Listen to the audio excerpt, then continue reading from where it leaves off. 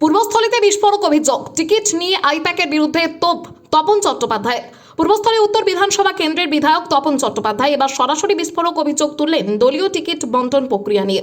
তার দাবি, নির্বাচনের আগে আইপ্যাক নাকি তার কাছ থেকে 20 লক্ষ টাকা দাবি করেছিল এবং যারা সেই টাকা দিতে সক্ষম হয়েছেন তারাই প্রার্থী হিসেবে টিকিট পেয়েছেন। এই অভিযোগ ঘিরে রাজনৈতিক মহলে ইতিমধ্যেই চাঞ্চল্য ছড়িয়েছে।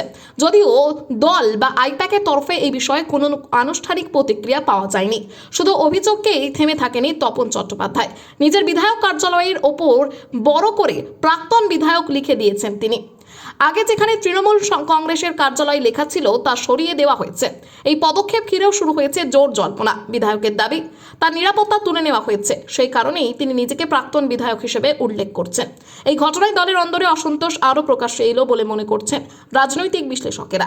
সমগ্র ঘটনাকে কেন্দ্র করে পূর্বস্থলীয় অঞ্চলে রাজনৈতিক পরিস্থিতি ক্রমশই উত্তপ্ত হয়ে উঠছে। এখন দেখার এই গুরুতর অভিযোগের পরিপ্রেক্ষিতে দল বা সংশ্লিষ্ট সংস্থার পক্ষ থেকে কী প্রতিক্রিয়া সামনে আসে। 1998 সালে যারা দলে এসছে তাদের দাম নেই।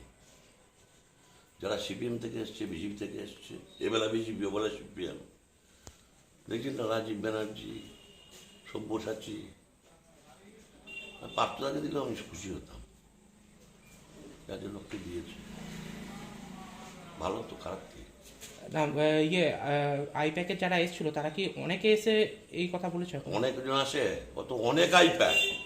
আচ্ছা, আইপ্যাক তো অনেক। সকালবেলা একজন ফোন করে, বিকেলবেলা একজন ফোন করে, সন্ধ্যেবেলা একজন ফোন করে, রাতে একজন ফোন করে, মেলা আইপ্যাক। না, তো আপনি কি মনে করছেন যে ওই টাকা দিতে না পারার কারণেই কি এই আপনার? সেটা বলতে পারবো না আমি। আরো অনেক শুনেছি, কারা কারা দিয়েছে, কত দিয়েছে সেও শুনেছি, ও বলতে যাবো না। আপনি কি বলেছিলেন মানে শোনার পর, যে যখন বললো টাকা দিতে হবে? তা আমি দিতে পারবো না, তো বলেই দিয়েছি।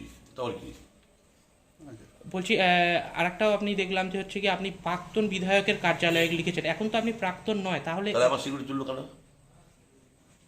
সিকিউরিটি তুললো কেন তুমি বলো?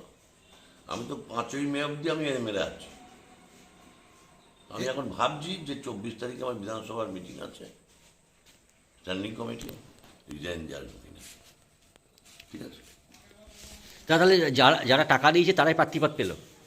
তাই তো হয়, ঠিক আছে।